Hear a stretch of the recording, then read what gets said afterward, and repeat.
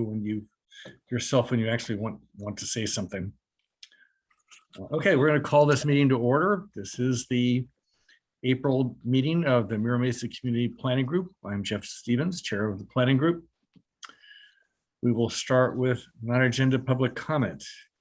Let's see, Joe, you said you had a non-agenda public comment tonight. I want to read this. I get monthly updates on our 3 community projects, the Wagenheim project, the Sauk project, and our community park update. And the last one I got on April 13th said, to address the current bidding climate and escalating construction costs, the bid package will provide for a base bid that includes the aquatic complex, public art, entry plaza, basketball courts, and stormwater improvements. And proposed additive alternates will address construction of the renovation of the rec center, the children's play area, lighting, ball field, all wheels plaza, and miscellaneous other modifications. Now, when we put this together, all those were included in the original bid. So apparently what they're saying now is they don't have enough money, even though this is over $30 million, to do this entire package. So I don't understand, and I've been raising hell with them about this stormwater improvements. There should be absolutely no stormwater improvements at all. But I'm going to start getting a hold of the city council and find out why they're excluding this stuff. They're not coming back to us and saying, hey, should we do this? They're just making these decisions and handing them down. So I'm really distressed about that. The other thing is they awarded Sauk bid to one contractor, and they found out his insurance wasn't any good. And so that blew off the whole thing. Now they got to restart that whole process again. So somebody at the city should have checked his requirements. So here again, our community is being penalized for 6 months because the city didn't do their job. So I'm just upset about the way our community is being treated. Thank you. Thanks, Joe. I see Becky Rapp has her hand up. Becky. Yes, thank you. Good evening. My name is Becky Rapp, and I am a San Diego resident and live near Mira Mesa. I appreciate you letting me take a minute to talk. I come here to just give you a little update on what's going on at the city regarding the marijuana ordinance. Recently, at the beginning of March 1st, City Council voted to lower the tax rates on marijuana production facilities from 8% to 2%. This was a huge decrease, a 6% decrease. That money that was that would be allocated to the general fund. And in 2016, with Prop N, it was promised that this money would go to fund youth programs, rec centers, parks, so that the industry was giving right back to the community. Now, and that was voted on by the people in 2016. Now, they have decided to lower that to 2%. So this is very concerning as now there's going to be a significant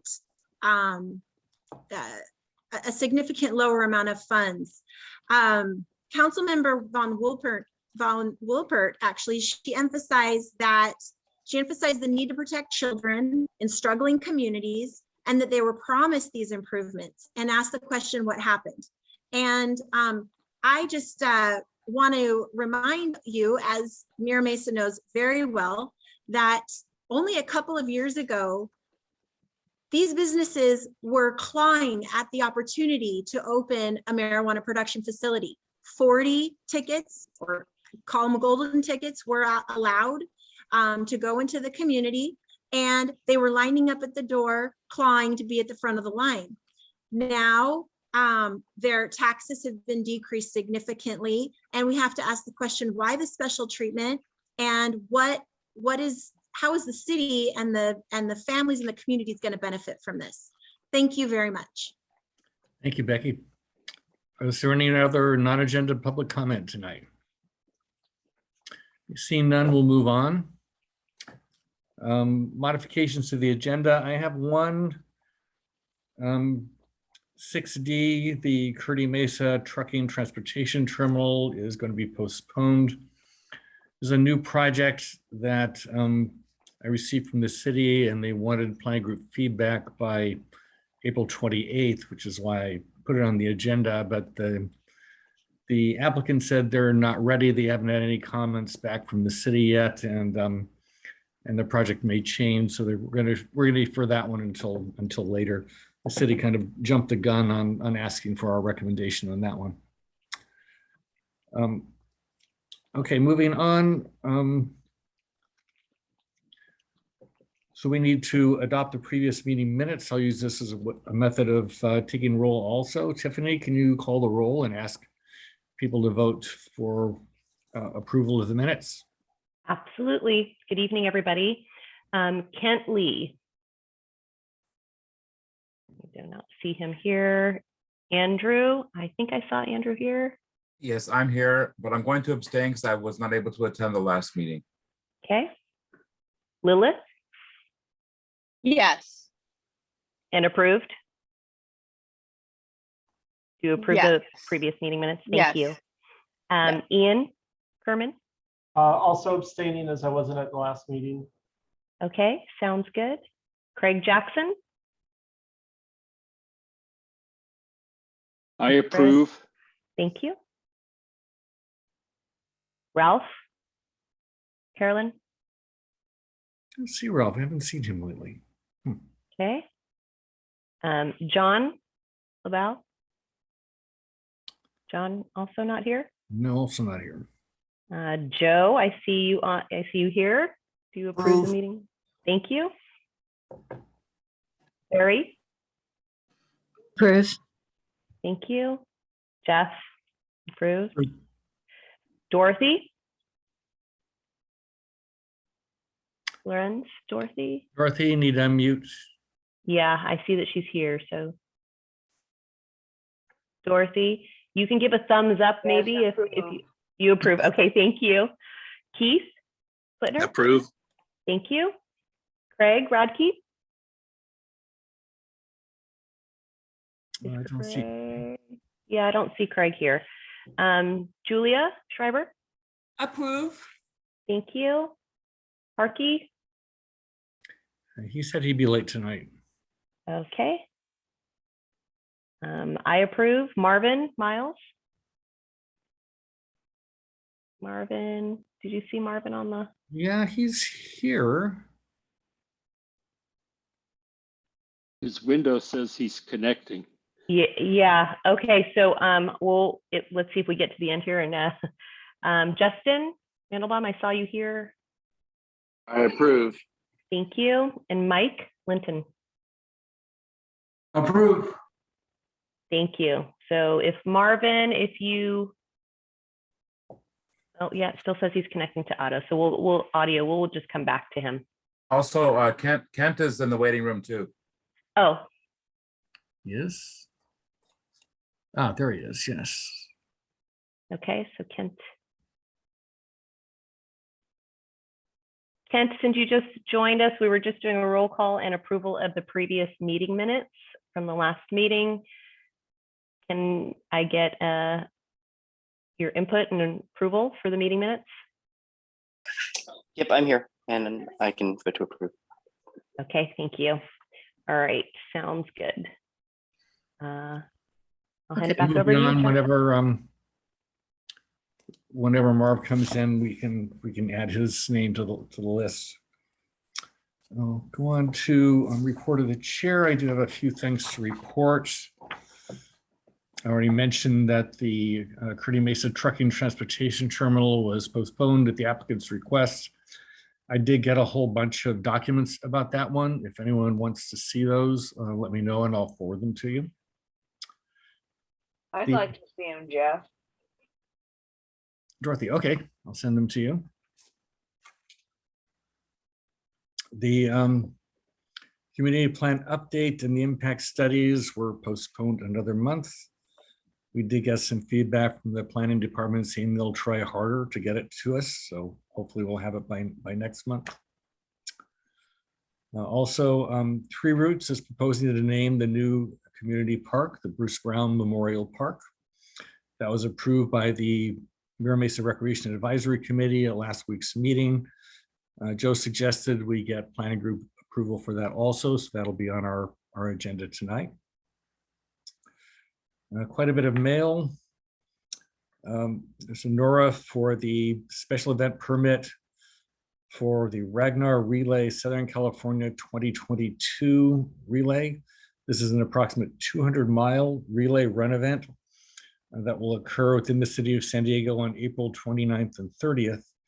In Mira Mesa, it will traverse Sereno Valley Boulevard, Camino Santa Fe, Flanders, Parkdale, Gold Coast, and Black Mountain Road and Mercy Road, and then go on out to Poway. Also, another NORA. NORA is a notice of right to appeal, by the way, for these are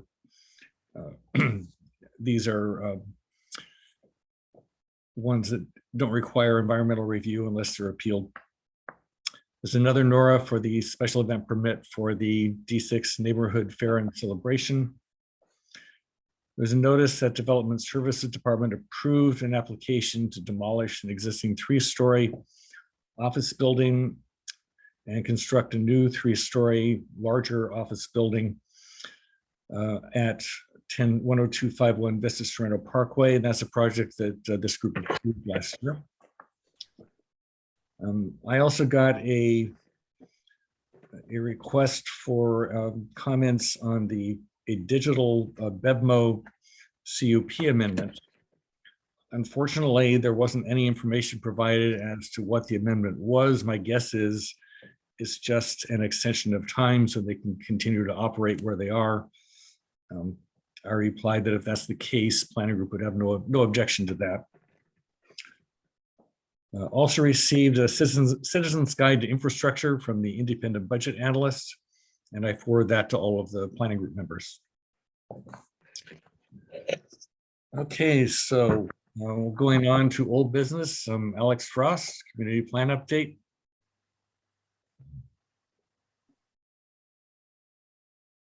Good evening, everyone. Alex Frost, Senior Planner.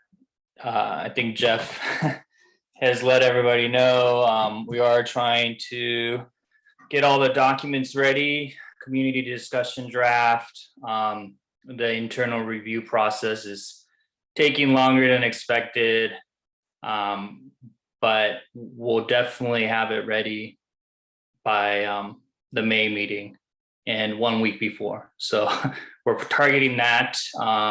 With it, we followed up with San Diego Unified School District for the school capacity analysis.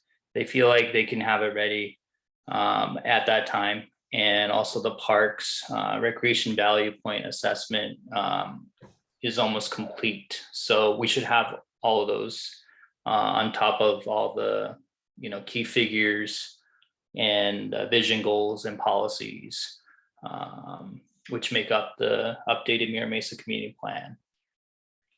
All right, good. We'll look forward to seeing that by a week before the next meeting. Yeah, thank you. Any other questions for Alex? Okay, in that case, we'll go on to new business. The first one, as I mentioned already, is to name the community park in honor of Bruce Brown. That's the new community park in the Three Roots project. And I think I see JT Barr here. Are you ready to make a presentation? I am, thank you. Oop. Can I have the ability to share my screen? Yeah, hang on just a second here. Okay. There we go. All right. Is everyone able to see that? Yes. Perfect. Well, good evening, everyone. Thank you very much for having me. My name is JT Barr. I'm a principal and landscape architect with Schmidt Design Group, and I'm thrilled to be presenting this park name change proposal, honoring Bruce Brown and his incredible legacy of service to the community of Mira Mesa and to the city of San Diego. A quick park overview. It's 23-acre community park in the new Three Roots community of Mira Mesa. On October of 2018, the Mira Mesa Rec Council approved the general development plan. It was then approved by the Park and Rec Board in November of 2020. And the plans are currently developed to a construction document level and are in for permitting with the city of San Diego. The park sign will be located right at the front entry to the park, acknowledging Bruce and again, his amazing legacy for all visitors to see as they travel to the park. It's just a rendering showing the expansive nature of the park, overlooking the off-leash dog area, multi-purpose fields, and the walking paths. Park will also have a number of active recreation spaces throughout, and it's a place where the community will be able to make memories for decades to come. Sadly, we lost Bruce in 2021, but he leaves behind a legacy of creating a connected community. He served the community of Mira Mesa for nearly 4 decades. He served on nearly every major committee, planning group, advisory council, shaping the fabric of Mira Mesa as we know it today. He was also instrumental in the construction of new parks, the renovation of existing parks, and the preservation of critical open space. Camino Ruiz and Mira Mesa Community Park are just 2 of those parks that he influenced in his time with various groups. He was also a volunteer that reached citywide. He served as a leader on some of the most important decision-making bodies in our city, helping shape policy, our parks, and our open spaces. Just a few would be the Park and Recreation Board, Planning Commission, Historical Sites Board, multiple mayoral appointed positions, and he was also highly active with youth, involved with youth organizations, including the Boy Scouts of America and AYSO. And his service to the community has been recognized with numerous awards and acknowledgements. This includes recognition as the Veteran of the Year for the 77th Assembly District in 2018, and twice he was named Volunteer of the Year for the community of Mira Mesa. Today, we are looking for your support in honoring Bruce's legacy, and in part doing so through naming Three Roots Park as Bruce Brown Memorial Park. Thank you very much, and I'll turn it back to the chair. Thank you. All right, Jeff, I want to make a motion to approve this being named after Bruce Brown. And I also want to make a sub-suggestion that we put something by the children's play area for Rosie, his wife. Just whether we call it Rosie's Rest or Rosie's Rouse or something like that. So that people have been asking me, why can't we name something after her? Because if it wasn't for her, Bruce wouldn't have never been what he was. So just that's a suggestion for me. Okay, the motion is to approve motion. the motion is to approve the request to name the park Bruce Brown Memorial Park. Is there a second? A second. I'll second. I have lots of seconds. Okay. We can Pick another one, Jeff. Tiffany. Pick one. Okay, I'll do that. Thank you. Let Barry or whoever. I think it was Lil. JT, I was going to say one other thing is that there was no mention of painting out graffiti. I mean, that's you as my mentor and how we painted graffiti out every single Sunday for years.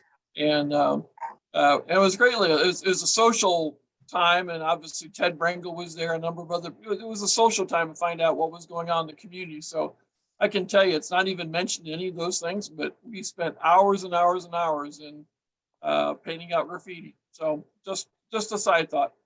Absolutely. Thanks for sharing, Marvin. Yeah, they painted all of the walls all along Mira Mesa Boulevard too, which had all turned brown and dirty by that point. Okay. Let me just ask, is there any, well, we should probably do a roll call. So Tiffany, go ahead, call the roll on this. Absolutely, yes. Thank you, JT, for your presentation, by the way. So Kent Lee. Approve. Thank you. Andrew. Approve. Okay, and we know Lilith approved. Ian. Approve. Craig Jackson. Approve. Ralph? Oh, sorry, Ralph's not here and John's not here. They didn't join us, did they? Neither one of them have? Okay. Just get that out of here. Joe made the motion. Barry, you Approve. approve? Okay. Jeff, Approve. Dorothy, Approve.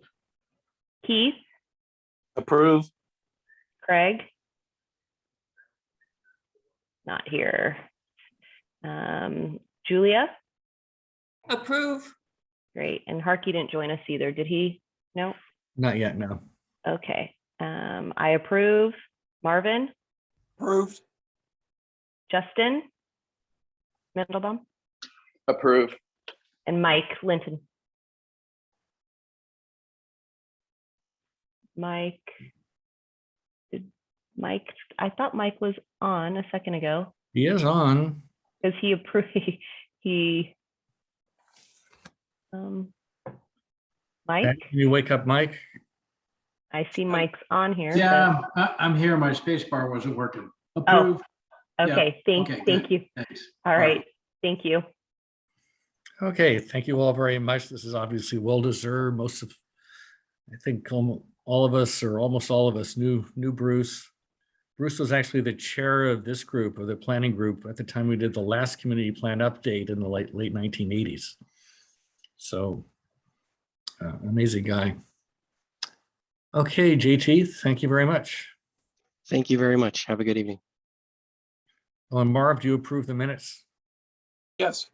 Okay. I want to know how Keith is here. I'm not quite sure. We have to check his socials or something. I don't know. He's sneaking in.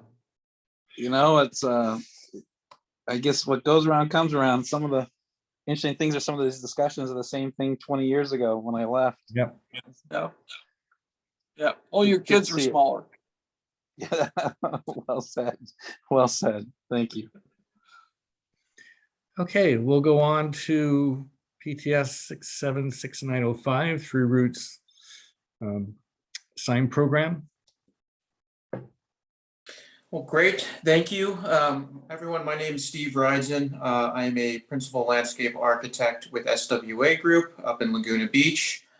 We are the master planning landscape architects and master developer landscape architects for the Three Roots development. Again, thank you for hearing us this evening. We've come to show you a signage package that includes 3 sign types for the development.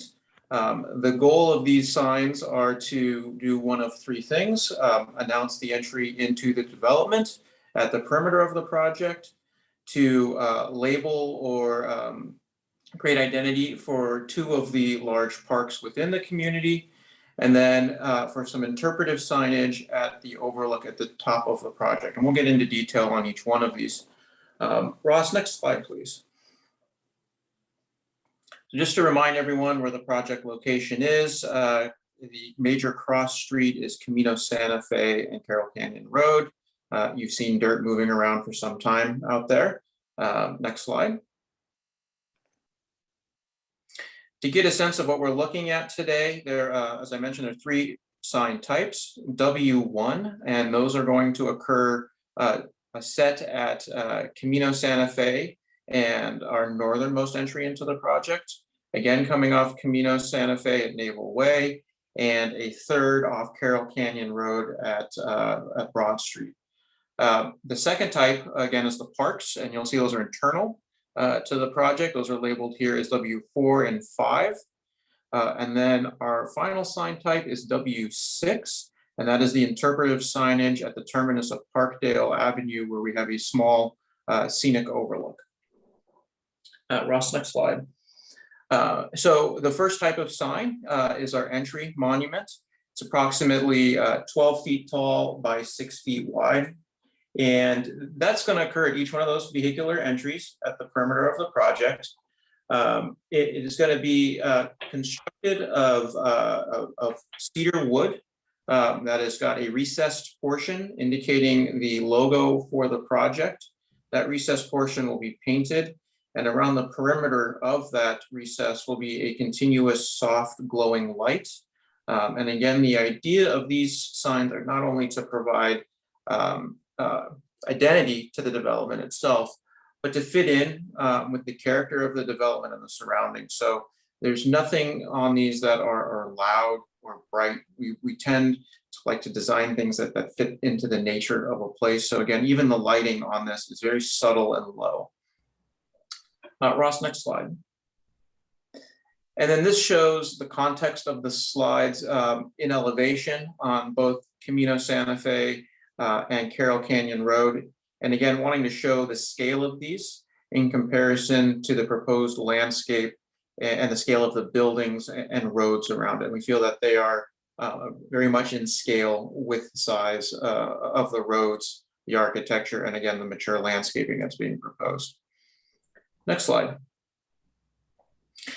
The second type of signs, again, are the park signs. We have two parks within the project that are receiving these signs, the Wellness Park and the Wisdom Park.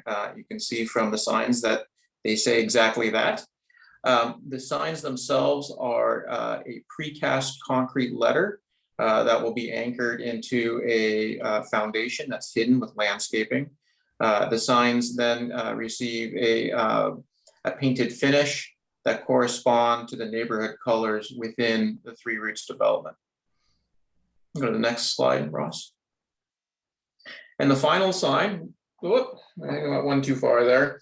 The final sign is again at the Parkdale, terminus of Parkdale and the scenic overlook. The intent of this sign is to talk about the conservation efforts that are being done on the Three Roots development. It'll include a topographic model of the site, indicating where we are rehabilitating habitat and some of the key species that habitat is for. The approximate size of the site is 5 feet wide by about 3.5 feet tall, and will be made of a concrete base with a enamel and Core-10 signage feature. With that, I'll open it up to questions. I was going to ask about the wood blocks. We really have, I mean, this has been a gravel pit since 1949. I don't quite understand why it's 4x4 wood blocks. Is that a new creative thing or? Yeah, it had to go with both the industrial pass, so using essentially an industrial 4x4 material, with also bridging the gap of what it was to what it's becoming, and the connection to nature and wellness, and the thought of wood signage or wood materiality, we felt reinforced that connection. Well, it was a rock quarry. I don't understand why it's not made out of rocks. Well, there is no rock remaining from the quarry. It was sand and gravel. So you used up all the rocks. Okay. I think it was all put into cement years ago. Trust me, it's not. We've been there. So, okay, let everybody else give their opinion. To me, I don't see the 4x4 wood blocks. I would prefer to see something with sand, gravel, rocks, whatever. It's been a mining operation again since 1949. So I would note that the signage style was dictated by the MPDP document associated with the project. It does not permit a stone monument in these locations. Other questions? So you're saying it doesn't matter what the community wants? I am not saying it doesn't matter what the community wants. I'm saying that the document governing the development requires wood and steel to be the predominant materials of the sign. Okay, so I've got a couple of comments.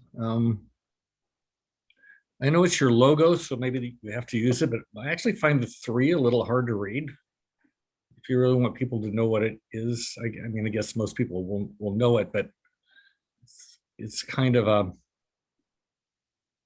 if I didn't know it was a 3, I'd probably have to think about it for a little bit. The other comment is your park signs. If you go back to those. Just from the description there, it looks like they're going to very quickly get hidden by the landscaping around it. Do you have is there a landscaping plan in place that will keep those visible? Yes, there's a landscape plan in place. I think these are more artist renditions. The care was taken with the landscape material to keep that material less than 12 to 18 inches in height so that the sign's fully visible. Okay, just one other comment. Go back to the street entry signs again. The one before that. Well, you actually see the street. No, I guess it's after it. Yeah. It's a little hard to tell where they are compared to the corner, but we don't want anyone running into them. So I would make sure they're far enough back from both streets that people who are not at their very best do not run into them. We have to replace them too often. That is a great comment, and it is a little tough to read here. I don't know if Ross, if you can zoom in, but there are city requirements. There are two types of visibility triangles that we have to stay out of on the corner, and the city's engineering department is making sure that we do that. It is, you know, tens of feet away from curbs. Okay. Depending on the design speed of the road, the contouring of the road, elevations, but yeah, there's a code requirement for that. All right. Other than those comments, they look fine to me. Maybe you should I'm stop also having sharing. the same issue that Jeff does. I don't understand who would figure this interpretation of the letter 3 or the numbers. Is that already been approved? It's already down the line. I've never seen this. And of course, we've only been working on this for 10 years when we first approved it. So, you know, I'd kind of like to have a little input what's going to happen. This is our biggest shining newest star. The logo is the Three Roots Development logo. At this point, originally this was governed by the MPDP document and was originally approved by the city through construction documentation. However, the city did ask that we re-entitle the signage portion of the project due to the quantity of signs. There are 2 signs allowed by the city at an entry. The city assumes all projects would have only 1 road entry and not multiple roads. In our case, we have 3 major entries, hence 2 signs per entry and 6 total, hence the process we're going through now at this point. I understand that, but every one of us on this planning group have seen the 3 routes that have been division of the roots going into a tree. I have personally never seen this number or whatever that design, and be quite honest, I don't like it. I'm with Jeff. I don't like it. So the routes we saw for the last, when we first approved it 10 or 11 years ago, didn't look like that. That would have been something that would have been brought up by a lot of our residents. Understood. So I'm asking, is that already been approved? It's already down the road. Tough luck. You just, you know, we've already just had this experience with the freaking painting of the roads on Gold Coast. So we're kind of a little sensitive about not getting our questions answered. So don't take it personally. I'm just telling you that, you know, we're seeing things that are done that we, as the community planning group, we have never seen. I don't think I've ever seen that. So everybody else can jump in if they like. So. And to answer your question, I don't know the approval process. I do know that there are branding exercises that have occurred for everything internal using that logo. We are not the marketing team who came up with the logo. I can pass the questions back to the developer. Yeah, we're going to include that in our comments on this. There are a couple other hands up. Ian Kerman. Personally, I like the wood look of the signs. Reminds me of kind of like a big butcher block. The one question I do have though is, you know, in terms of graffiti that we've seen on other signs, and since this is going to be down at sort of ground level, do you know what would happen to the wood with any sort of graffiti removal, or would it have to be sanded down, and how that would be handled?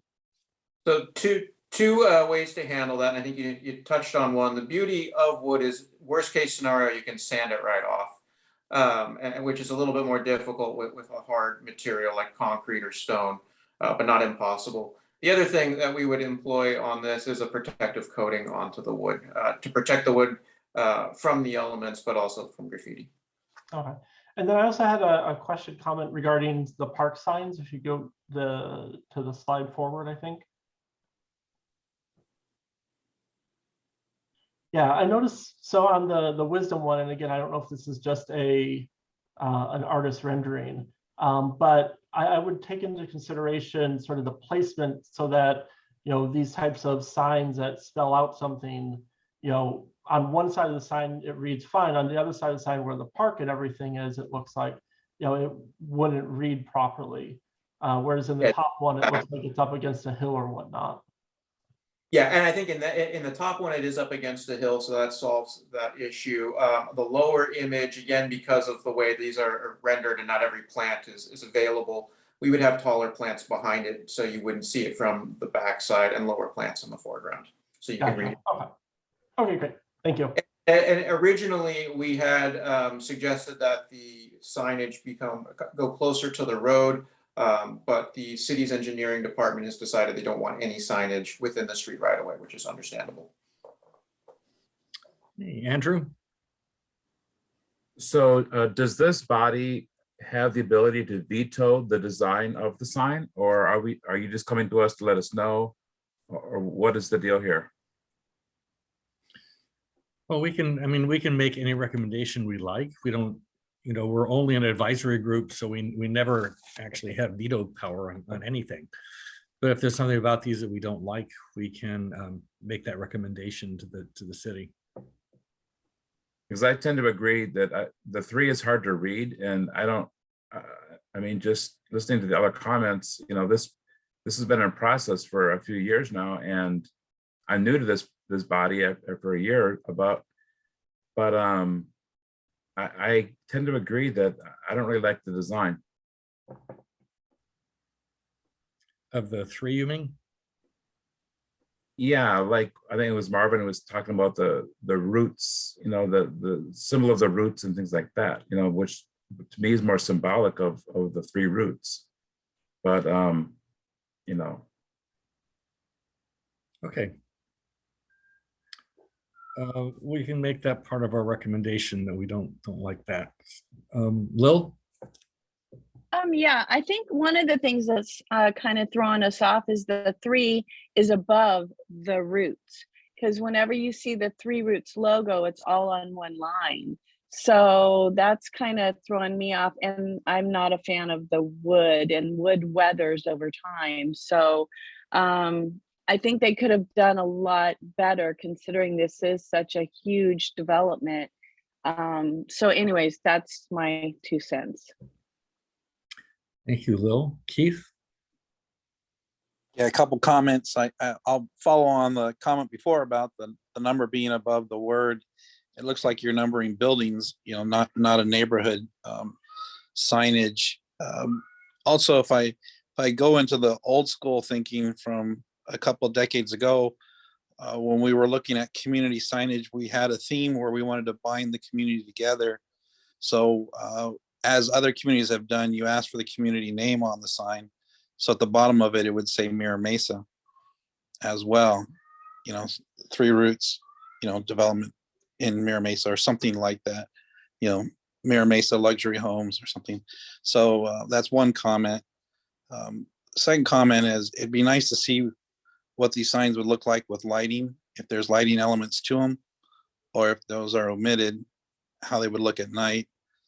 And then with the cast concrete, I do know that I've looked around at other communities around Southern California, and the long-term health of cast concrete like that is really determined by the construction technique used with the rebar, the wire that's underneath it. The problem is on day one, it looks really good, but even after, a very short time, it can start to crack and degrade. So I don't know if I'm not trying to put a kill factor into that style of signage, just that if there's something that can be put in to note the ongoing maintenance requirement, that'll have to be a burden of the city and then the park funds in order to do that. So one quick note on that, the signs and the park are maintained by the homeowners association, and the precast components currently in the construction documentation are being constructed by Quickcrete Products out of Norco, California, which is pretty much the world leader in precast. And the reason we select them is for the exact reasons you had mentioned about any of the rebar or mesh popping and getting rust stains and all of that. We want to avoid that in all instances. I was going to jump in and concur with Keith's opinion. We have called most of our parks. It's a Mira Mesa development. Now, just north of there, Pardee built a wonderful development, and they did everything in their power to talk about this is close to Del Mar. They never really wanted to say anything that was in Mira Mesa. So this would be a nice way to be able to identify that, yes, it is part of Mira Mesa. And, let's not hide it. Let's be proud of it. Noted. Okay, so we should take some action on this, I think. We don't necessarily have to give a support or oppose to it. We could, I think they generally look nice. The main issues, I think, are the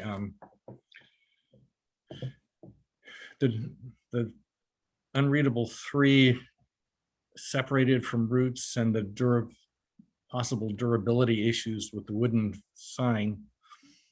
And I agree with Keith and Marv, it'd be nice to have Mira Mesa on these also. So what do people think? Should we make a motion along those lines?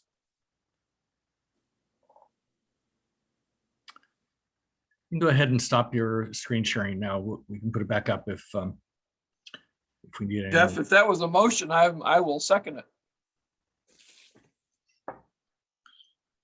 All right, I guess I can make a motion. So the motion was that just to state that we approve of the appearance of the sign, but we're concerned about the readability of the 3 and separating that from roots. And also about the durability of the wooden signs. And we would also like to have Mira Mesa noted somewhere on that sign.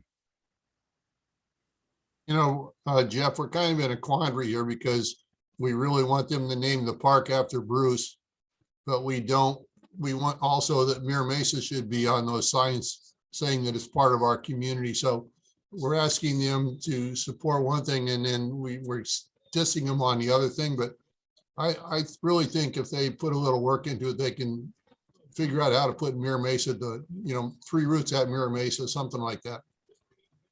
It might also be worth noting that on their website and everything, they note or they mention Sorrento Mesa. I don't see Mira Mesa anywhere. So I don't know if they would necessarily go with that.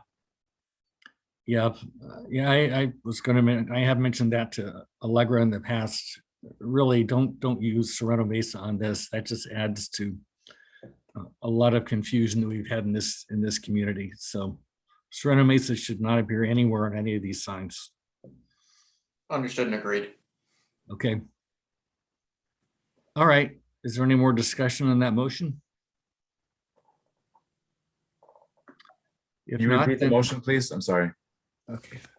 The motion was to say that we, the Mira Mesa Community Planner Group likes the appearance of the signs, except that we find the 3 on the entry signs unreadable, and that it should not be separated from the roots. We would also like to see Mira Mesa identified on the entry signs. Yeah, I think that's it. Did I miss anything? Nope, that's fine. I mean, we can wordsmith it, and that's what Joe is talking about. 3 routes at Mira Mesa, in Mira Mesa, something like that. I mean, you know, and it can be Bruce Brown Memorial Park at Mira Mesa. So, I mean, it's just, we can wordsmith it all day long, but it should be identified that way. Yeah, I think they've got the suggestion of what we want. Okay, if there's no more discussion, I'll Tiffany, can you call the question? Was there a second? Yeah, I was going to ask if there was a second. I'll second. I think Marv already did. Oh, did Marv? Okay, sorry. Thank you. I seconded it before he made it, so I guess I'm still okay. So. Always ahead of the game. Yeah. Well, all right. So oh, I'll do a call here for the motion to approve with the following items noted of evaluating the logo, the durability of the construction products being utilized, and the potential addition of the Mira Mesa, the potential addition of adding Mira Mesa to the logo on the signage. All right, Kent Lee. Okay, Andrew. I'm going to oppose it because I think there's too many amendments to what we saw. I'd rather have them redesign it and then come back to us. That's my vote. So I'm voting no. Okay, Lilith. Approve. Okay, Ian. Approve. Greg Jackson. Approve. Joe. Tentatively approve. Okay, Barry. We may have lost Barry to taxes. I don't know. Okay, Jeff. I have your as a motion. Dorothy. Approve. Keith. Approve. Julia. Oppose. I think the signs are just dated looking. They look like they're 50 years old already, and they won't look any better with time. Sorry. Okay, I approve. Marvin, obviously you seconded it. Justin. Oppose. Okay, and Mike Linton. Approve. Approve. Okay. So we have 11 approved, because Barry was missing there, and we have 3 opposed. All right, motion passes. I will send this on to the city with our comments, and I hope you'll take the comments as they're intended. You know, this is a really important project for us. The signage does matter, so just take our comments into consideration, do a good job on them, and everyone will be happy. Will do, and thank you everyone for your time. Okay, thank you. Thank you. All right, we'll go on to the Rockin Jump CUP extension.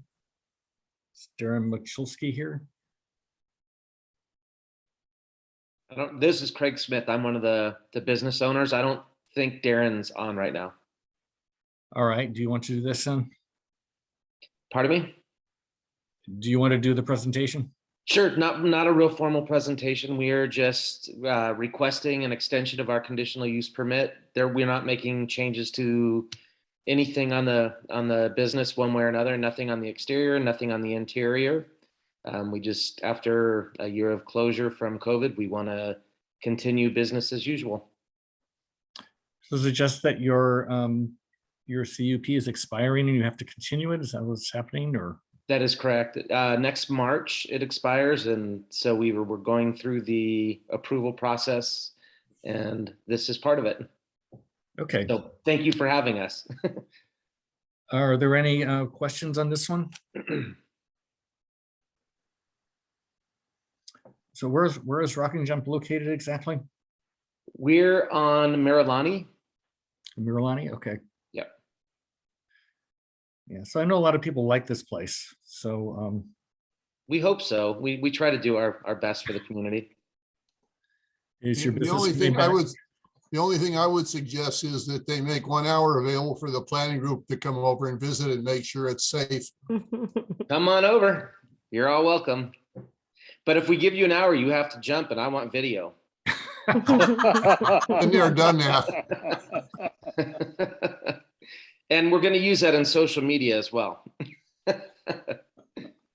Anti-social media. Yeah, I'm not a fan either. All right, can I get a motion on this one? So moved. Motion from Craig to I'll approve. second it. Second Thank you. from Joe.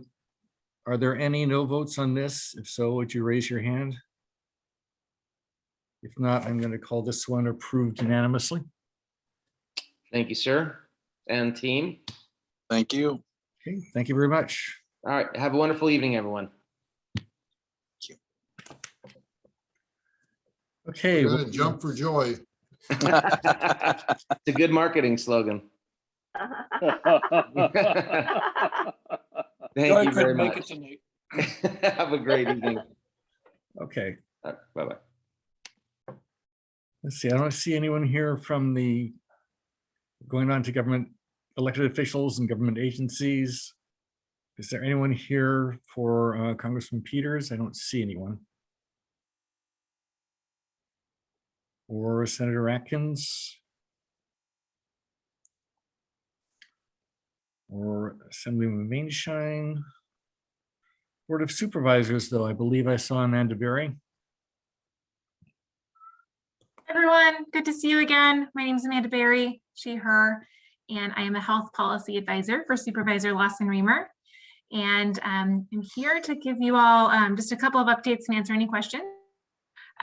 You know, many of us are pretty stretched thin with the cost of food and rent and gas and basic necessities. So the supervisor really wanted to address this and make sure that folks could get access to all of these basic necessities. And so she championed a program we call Make the County Work for All. And I've been working closely on it for the entire time that I've worked for the supervisor. The new plan will help county staff and community organizations work closely together to more effectively and more inclusively serve the nearly 1 million county residents who are enrolled in self-sufficiency programs. If you yourself are enrolled in one of these programs or you know somebody, you probably do. It's 1 in 3 San Diegans that are enrolled in self-sufficiency programs operated by the county.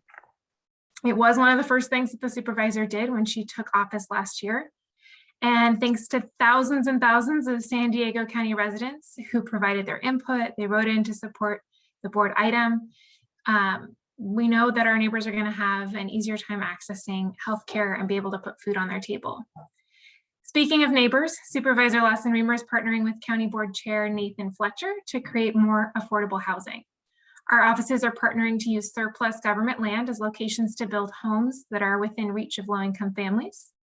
The San Diego County Foundation committed $10 million to support this effort, and our goal is to pave the way for 10,000 new homes. On that same note, as Chair Fletcher announced in the State of the County address, the county is establishing a new shelter district. It's a 150-bed facility, and it's unique because it's going to be tailored to help homeless individuals who are experiencing mental health crises or substance abuse challenges. And specialists are really going to be on site, which is right next to the county psychiatric hospital. And if you know any small businesses that were impacted by COVID, we still have dollars out there that can be distributed to them. So feel free to reach out to our office and we can get you connected with the right people. So happy to answer any questions, and thanks so much for having me this evening. Questions for Amanda? Okay. I just have one question about this county mental health. There was one kind of Balboa and Genesee. Is that where this new location is going to be? No, it's on Rosecrans by the psychiatric hospital. Okay. Yeah. Even though it's in the county, the location of this is in the city. Is that It's in on city land rather than unincorporated. All right, we'll go on to Denise. Hi, good evening, everyone. A few things from the City Council side. Tomorrow around 1 p.m., our office with Council Member Chris Kate, Mayor's office and the Parks and Rec, we're going to have a briefing to talk about the DIF funds for the 3 projects for Mira Mesa. So if there's any question from Joe and Jeff that you could send me by email, that would be great. That way I have it written down and I can raise those questions to the appropriate departments and the team so that we can address those questions regarding the 3 projects. And then Denise, just before you go on, what meeting is this again? oh, it's a briefing because Councilmember Kate wanted to discuss to talk about the DIF funds for the Mira Mesa 3 projects. Okay. I guess it's to address about the extra funding that's going to be, I guess, allocated to the 3 projects and making sure all projects have appropriate fundings and not one is lacking thereof. So Okay.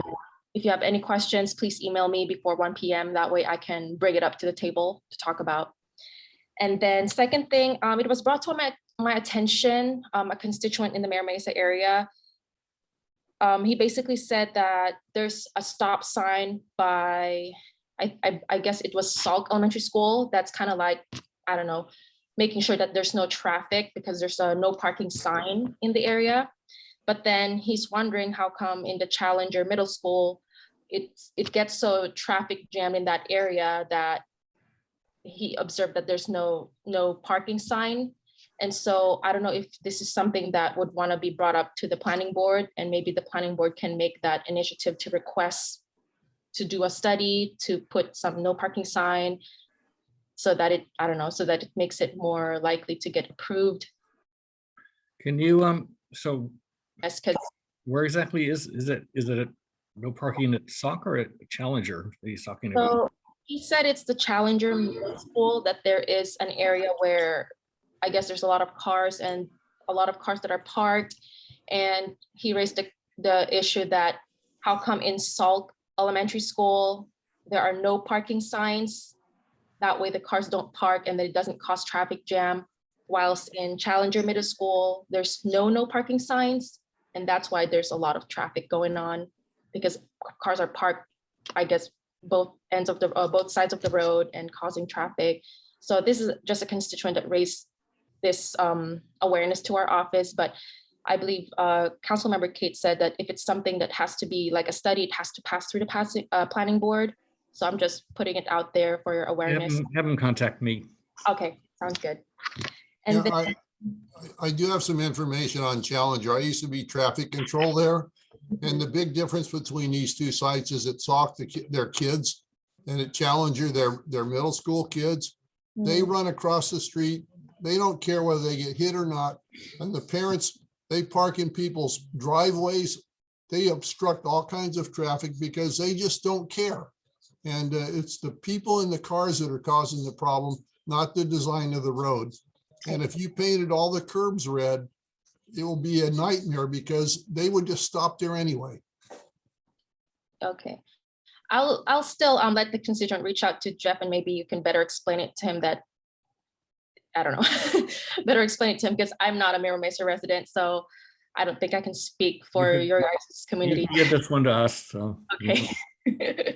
And then third actually, tomorrow Sheldon and I are teaming up. We're going to be addressing the canyon, the Montongo Canyon. That's been an ongoing issue for the past few months regarding the fires. So what we're going to do tomorrow is we're going to be by the canyon and all the streets that I guess that is touching the canyon.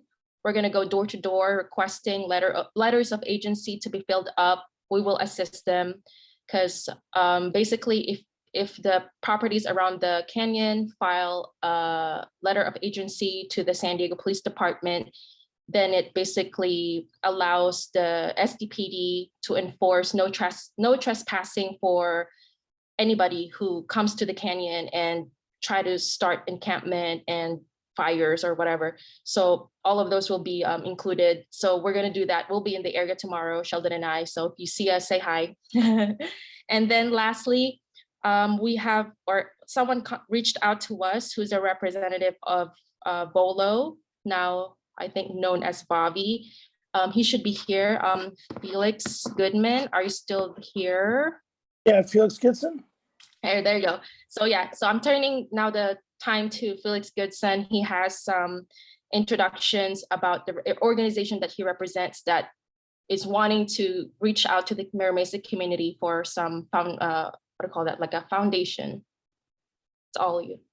Yeah, so hello, everybody. My name is Felix Goodson. I am the Vice President and Managing Director here over here at Volo Sports, formerly known as Vavi. Vavi's been around for about 20 years now, coming up on 20 years. Through the pandemic, we did a little bit of a name change and basically an acquisition and a merger with another company on a national scale. And like we've always done, we sit on a lot of rec council boards all throughout San Diego, represent about 100,000 members on an annual basis in regards to what we do is we do adult sports, adult and kids sports. The adult sport side is a pay as you play.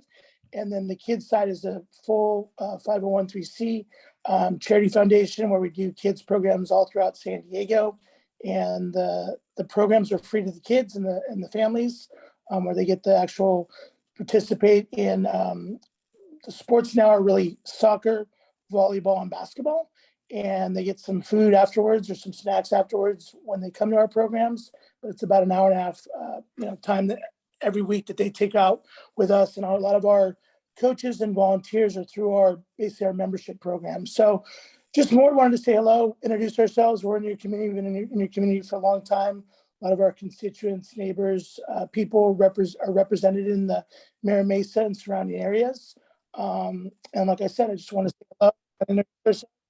If anybody has any questions, obviously feel free to ask me today, or you can easily get my email through Denise and I can answer any questions for you. I do see a couple of hands up. Craig Jackson. Yes, Denise. Yes. The Montongo and that area around is also a fire hazard because brush management has not been done for many years.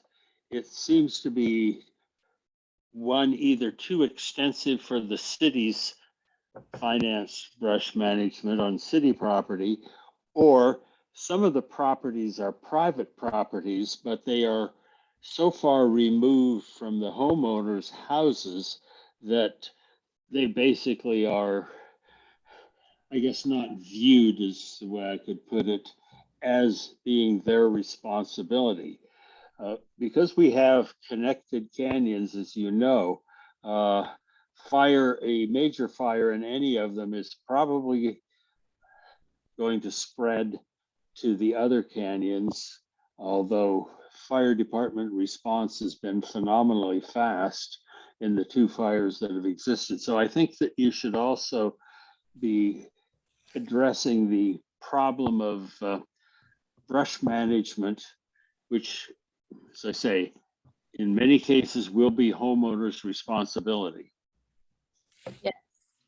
Thank you for that. I will definitely, from what I remember, when we, I think this was brought up as well. And from what I remember, like some properties are owned by Tri-Point Homes, and then some properties are privately owned. So it's kind of like hard, or some are like public, like city owned. So it's kind of like hard to like really manage who's gonna be responsible for which part of the canyon kind of thing. So I will bring it up again and see what we can do on the city side. But as for the private property side, that's really up to the property owners. But the city does have authority to insist, I believe, upon brush management by property owners. And one nice fire, rest assured that at least the attorneys representing the various aggrieved parties will be actively involved. Okay. Okay, Andrew. Denise, I put my information in the chat. Yeah. You see it? Okay. So Yes. I live real close to Montana. In fact, this morning I walked my dogs down there. Mhm. And so I'll sign your petition. I don't live like on one of those blocks, but I'm on Rock Canyon Court, and I'd actually be happy to circulate among my neighbors as well, who I know use the canyon. So if you can just I put my phone number in there, so you can just call me. Yeah, because the map that I have here, we're already covering 94 houses. And I believe, I don't know, we're just trying to get as much as we can that's like affected by that area where there's easy access for trespassers. So Yes, because so our property abuts the canyon, so we can, you know, so the creek that runs right there runs right in back of our house. yeah, So but Rock Canyon.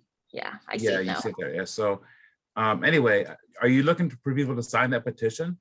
So actually, yeah, it's not a petition, it's actually a form. And you can do this online, but because we are trying to do some immediate action, we're trying to make the process faster by us, the city representative, helping out the constituents and the residents around the area by filing this form and helping them complete the form as well. That's why we're going to do house to house tomorrow and the following days. But you can actually do this online, and it's actually faster if you do it online. So I can send you an email, and hopefully you can share that with your other residents around the area in Rock Canyon and make everything much faster. Okay, just put my email in there as well. And also posting this on Nextdoor is a good idea as well. And some of my neighbors are active on Nextdoor, so I can tell them to spread the word as well. Yeah, thank you. That's good. Joe? Yeah, I just had a question. Can you spell the name of the company that's taking over for Vavi? Volo. Volo, VOLO, V as in Victor. VOLO. Mhm. All right, thank you.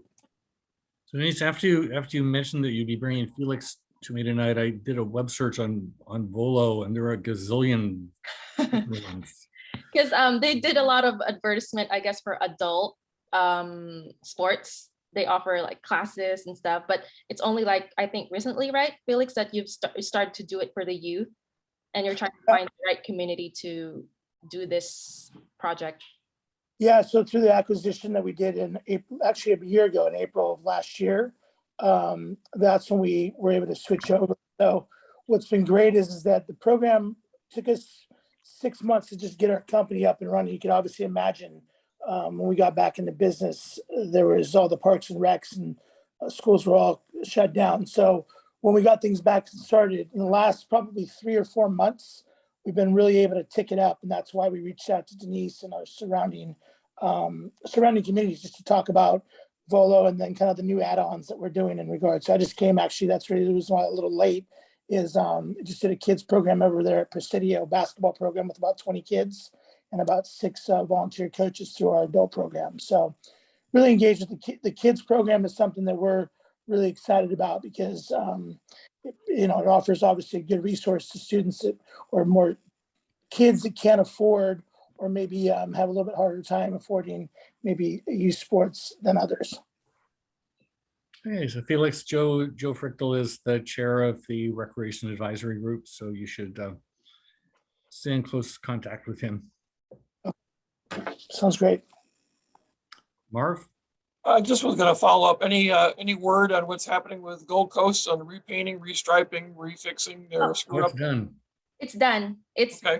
I think Friday last week it was reverted back to the original design, and that's why the city staff from Transportation Division was supposed to do presentation today for the planning board, but it got canceled because everything was just reverted back to the original design. And does the city still have money for basically homeowners that the tenants have not been paid or the landlords have not been paid? Does the city still have money for that? I don't know. I don't know the answer to that question. Okay. Sorry. That's all right. Any other questions? Thank you, Denise. Thanks, Felix. You.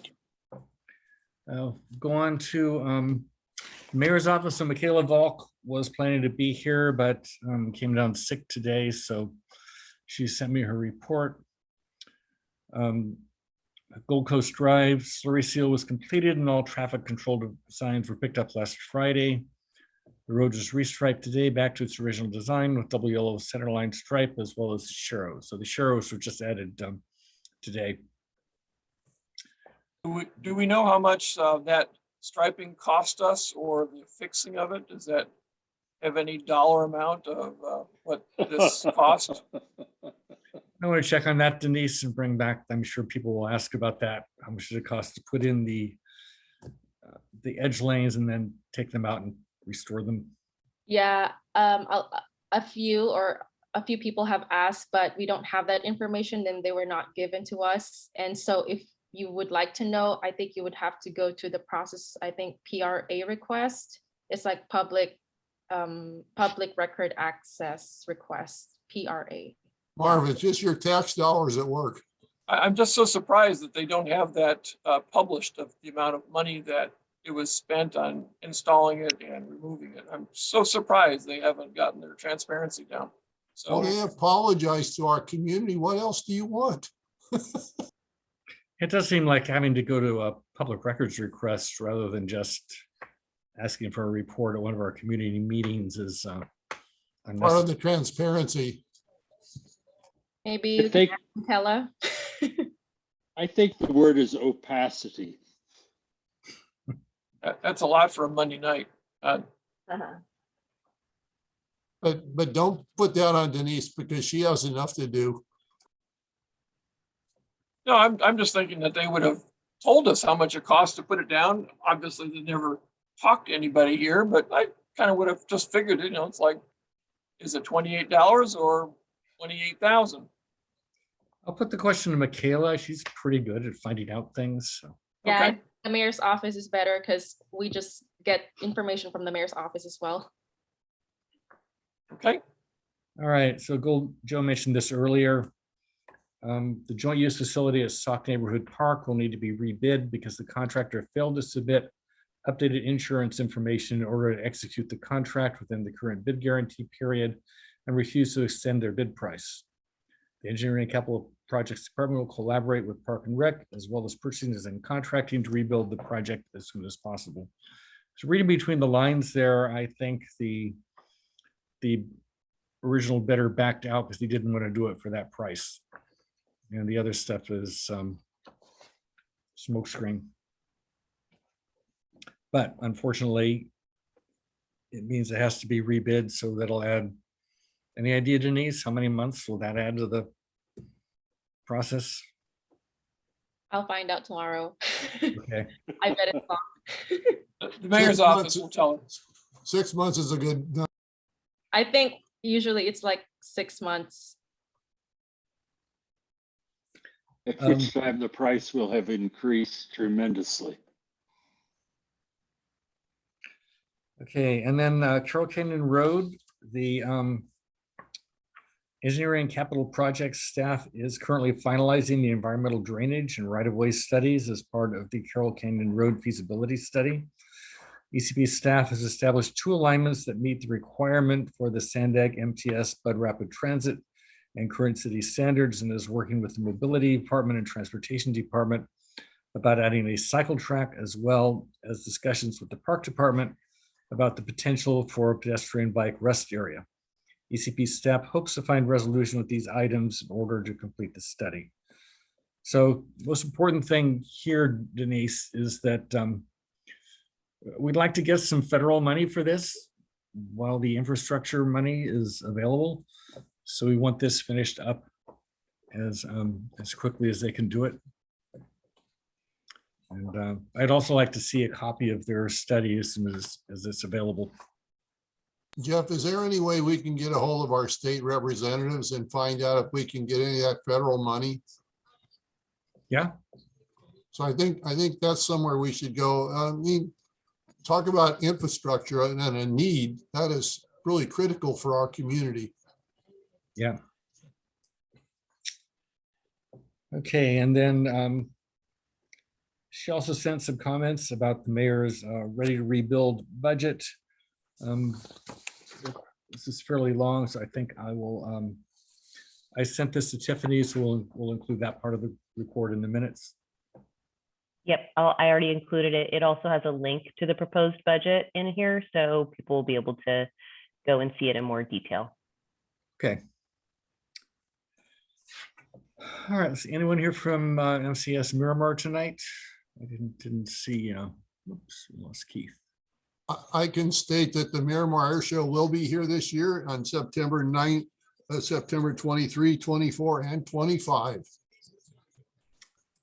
Good. Okay, any elected officials reports I missed tonight? Okay, are there any announcements?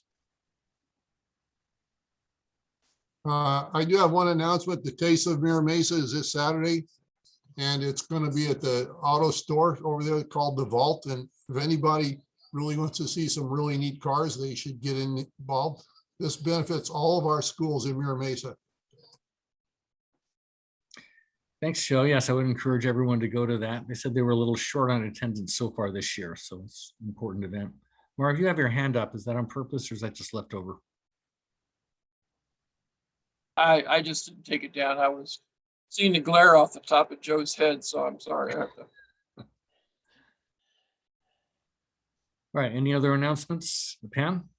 Yeah, well, Joe beat me to announcing about Taste of Mira Mesa. It should be a great event, and tickets are available online at Mira Mesa High School Foundation.org, or there probably will be some at the door this year too. Sales have been a little slow, but the organizers have all sorts of fun planned, and Jeff and I are planning to be there, even though Will have just come back from his business trip to Seattle the night before. So that's this Saturday. Wearing my hat as Mira Mesa Town Council Vice President for Programs, Town Council is working to organize our May meeting as a in-person candidates forum for District 6 City Council candidates at Mira Mesa High School. I need to double check with Barry, who's been up to her ears in doing taxes, but I believe we have the go ahead. I know we have the go ahead from the high school administration to do it there. It's still officially tentative, but I wanted to seize this opportunity to announce it. Also, prior to that, on Tuesday, April 26th, there will be a Zoom City Council Candidates Forum that Mira Mesa Town Council, as well as University City Community Association, Sorrento Valley Town Council, and the League of Women Voters of San Diego are putting on. And that is something to sign up for. If you want to register for that Zoom, go to there's a link in an article that's posted on the Town Council website, and anybody who signs up in advance can submit questions to the candidates too. So chance to find out more about those running for City Council District 6. And I think that's it for now. Thank you, Pam. I see Kent has your hand up. Good evening, everyone. I'm actually not going to talk about my candidacy for City Council, but wanted to share that, as many of you know, I'm the executive director of an organization called Pacific Arts Movement, and we help to present the San Diego Asian Film Festival, which our spring festival is coming up starting this Thursday through next Thursday, the 21st to the 28th. It is actually down at the Ultra Star in Hazard Center. But then just other exciting news, our organization is actually moving to Mira Mesa shortly in May. So not that we weren't serving the community in other ways already, but we'll look forward to actually being based out of here. So that was it. Thanks, everyone. Thanks, Kent. So where are the offices going to be? It's actually going to be off between Carroll Canyon Road and Miramar off of Black Mountain. So okay. We spent a couple months searching, and glad this ended up working out. Okay, Joe, you have your hand up. Yeah, I just have a parting thought here. Who'd ever thought we'd be happy to pay $5.25 for a gallon of gas? All right, moving on. CPC. Here's my CPC report.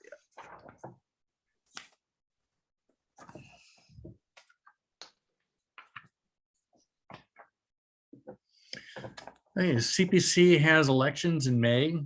Elections are always a little tricky because the planning groups have their elections in March and they elect their officers in April.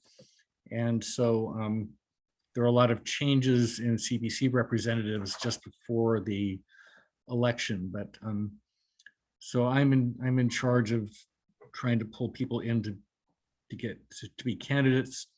We do have 2 candidates for chair. Wally Wolfeck, who's the current chair, is termed out.